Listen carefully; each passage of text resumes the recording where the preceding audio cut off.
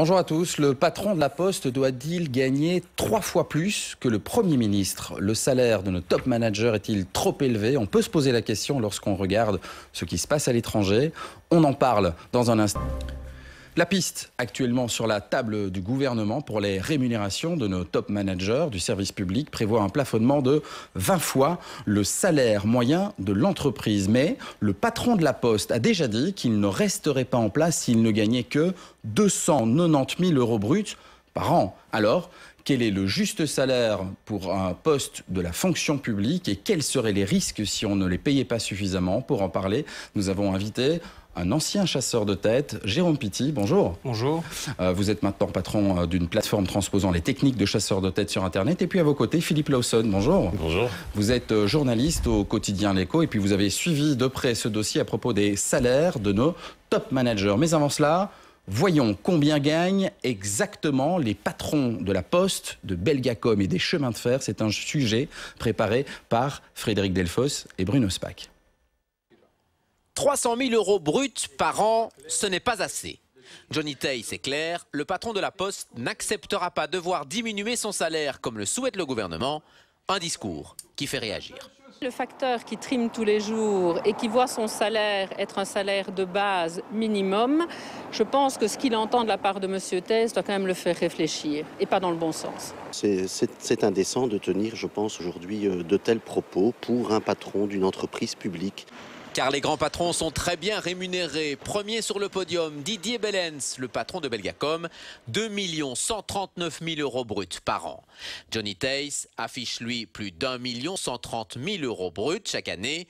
Bien loin devant les dirigeants des chemins de fer, 531 000 pour le dirigeant de la SNCB, Marc de Schemaker, 494 000 pour Luc Lallemand, son collègue d'Infrabel, et 513 000 € bruts par an pour le patron de la holding SNCB, Yann Yac. Visiblement, il y a du lobby de la part de ces patrons en disant nous, on n'a pas envie de voir notre salaire baisser. On est en période de crise, chacun doit faire des efforts et les patrons des entreprises publiques doivent faire des efforts en particulier.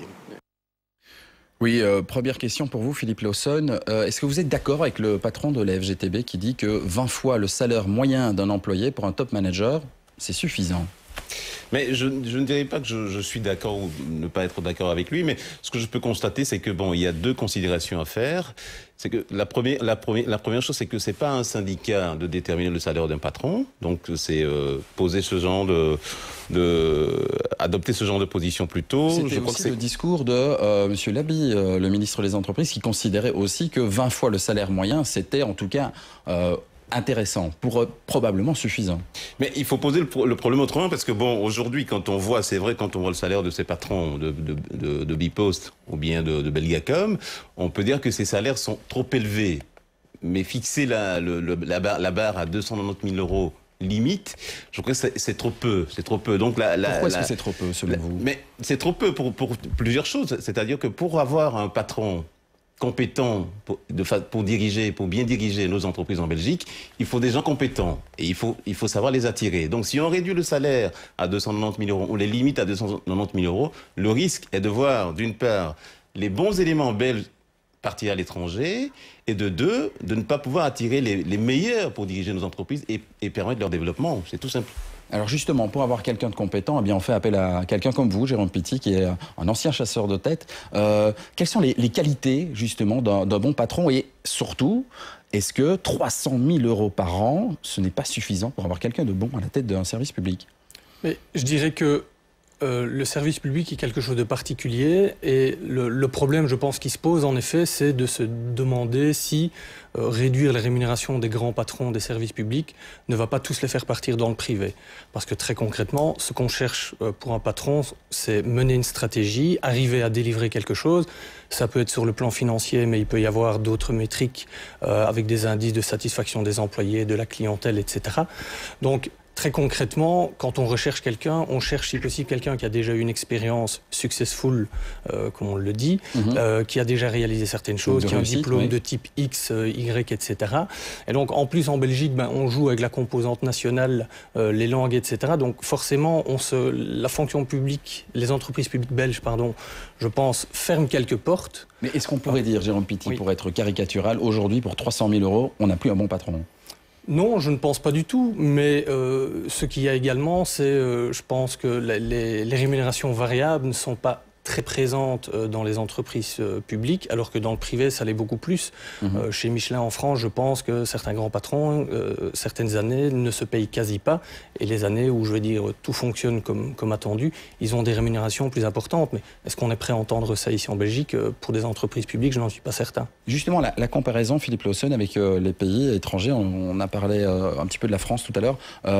Comment ça se passe à l'étranger? Est-ce qu'aujourd'hui, on peut dire que les patrons belges sont mieux rémunérés ou moins bien rémunérés que leur équivalent dans d'autres pays? Mais on peut dire que, bon, quand on voit le salaire du patron de la Poste, Denis Teist, qui gagne 1,1 million d'euros par an, c'est dans la même, je dis, c'est dans la même tranche de rémunération que ce qui se fait en France. Par exemple, le patron de France Télécom gagne pratiquement la même chose. Mais aujourd'hui, quand on voit en France, il y avait déjà dans son programme, le président Hollande avait dans son programme le projet de limiter les salaires des patrons. Avec dans les entreprises, une base de 20 fois le salaire moyen. Dans les entreprises où l'État français est majoritaire, c'est de limiter le salaire à 450 000 euros par an. Et donc, quand il a fait cette annonce, et maintenant le projet est sur la table, le projet de loi est sur la table, déjà des patrons se sont déjà positionnés en disant oui, on est d'accord. Par exemple, le patron de France Télécom, qui gagne 1,5 million d'euros par an, il a déjà dit qu'il se conformera à cette règle. Le patron d'Areva aussi. Donc, on ne peut pas dire que les patrons belges gagnent plus que les patrons étrangers. Mais alors quoi? Quelle est la bonne fourchette? Vous nous dites que 1 million c'est trop, 290 000 ou 300 000 euros c'est trop peu. Quelle serait la bonne fourchette finalement? Je dirais que la vérité, ou bien là où on doit mettre le curseur, c'est entre les deux. Mais il faut tenir compte de la position concurrentielle de ces entreprises. Par exemple, une entreprise comme Belgacom est dans un secteur très concurrentiel. Et donc, si on veut attirer un patron qui puisse la faire évoluer dans ce secteur, il faut l'attirer avec un salaire qui soit attractif. Mais 290 000 euros, j'ai peur que ça n'attire pas des patrons. D'un autre côté, Belgacom ou bien la SNCB n'est pas dans un secteur concurrentiel.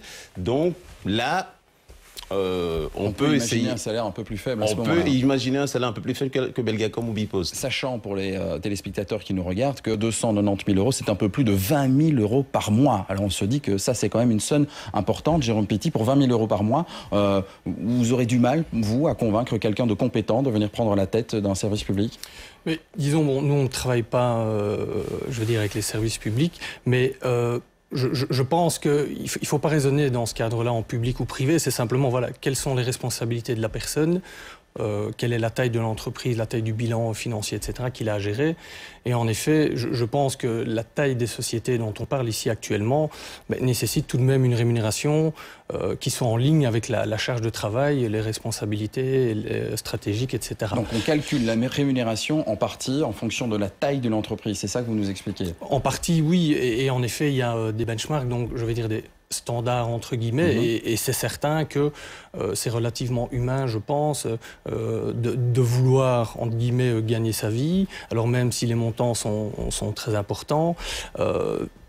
Faire le même boulot pour un quart du salaire, ce qui devrait être le cas de M. Teist, je pense que si en effet cela s'impose, je pense que c'est lui signifier son bon de sortie, alors, très clairement. Oui, bon de sortie pour aller voir alors à ce moment-là ce qui se passe dans le privé, ou qu'est-ce qu'on trouve comme type de rémunération dans le privé quand on dit à quelqu'un dans le privé tu vas devenir patron d'une boîte et tu vas gagner 300 000 euros, il rigole, il trouve que c'est pas suffisant? Oui et non, parce que comme je le disais, les sociétés privées travaillent beaucoup sur des systèmes de bonus qui sont étalés dans le temps. On avait entendu il y a quelques mois, voire un peu plus, il y avait eu beaucoup de discussions autour de la rémunération du patron d'InBev, qui, je pense, n'a pas un fixe extravagant, mais rémunéré principalement en variable et sur le très long terme. Donc dans le privé, on rémunère beaucoup les patrons selon notamment la réussite de l'entreprise. Il y a quelque chose de logique, là, Philippe Lawson. Est-ce qu'on ne pourrait pas trouver quelque chose qui aussi intéresse alors à ce moment-là la réussite de l'entreprise et le patron du service public? Mais c'est quelque chose qu'on peut, je dirais, appliquer dans le public, même si c'est un secteur public. Donc ce sont des éléments de motivation. Et donc à la SNCB, par exemple, on peut se baser là-dessus en disant le salaire variable du patron, on va le corréler avec la satisfaction de la clientèle ou bien la ponctualité, la régularité des trains. Donc on peut les corréler avec ça. Donc c'est quelque chose qu'on peut raisonnablement... Vous qui avez suivi le dossier, vous pensez qu'il serait d'accord à peu près tous de diminuer en partie leur salaire, comme on l'a vu, vous l'avez expliqué tout à l'heure en France? Mais je crois qu'il serait d'accord de le faire. À part celui de la Poste, évidemment. Celui de la Poste a déjà annoncé la couleur, mais le patron de la SNCB Holding, par exemple, lui a déjà dit qu'il serait d'accord de gagner 290 000 euros.